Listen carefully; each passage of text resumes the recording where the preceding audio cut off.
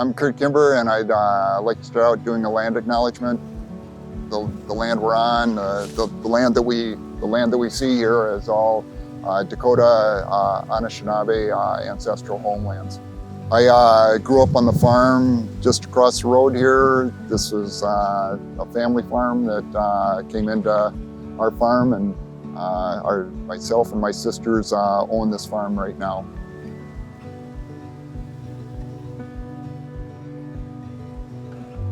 A lot of the work that we're doing on the farm is to try to come up with systems that will be more adaptable to the changing weather that's ahead of us.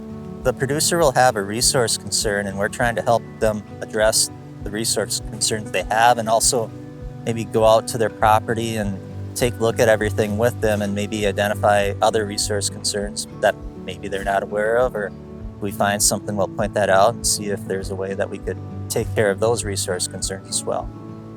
In this case out here, the resource concerns, the main ones that I was helping Kurt with would have been preventing soil erosion and also improving habitat for wildlife. I started working with Kurt and his sister Chris several years ago. Back in 2017, he asked me to come out to do an initial habitat assessment of this farm. And in that process, we identified what habitat was here and what were the deficiencies. And we came up with some ideas and strategies for building pollinator habitat and wildlife habitat here. And a few years later, as he chewed on those ideas, we came up with the Strips project.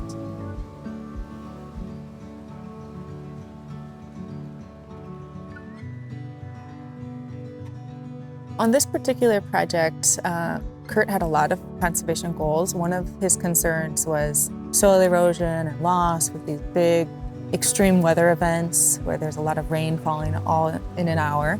So one of the goals for the prairie strips was to have plants that had deep roots and fibrous roots to capture some of that sediment and runoff. But we also wanted to have some other conservation impacts, like above ground floral resources and below ground resources for some of those beneficial invertebrates that dwell in the soil and nest there.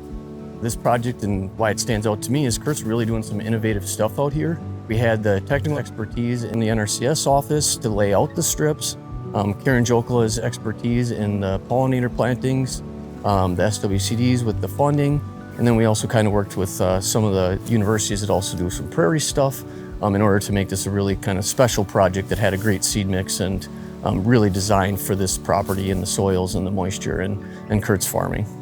NRCS and the soil conservation districts are really great resources. As far as a community for doing conservation, I think that's extremely important, and seek out people that share your values and share your concerns.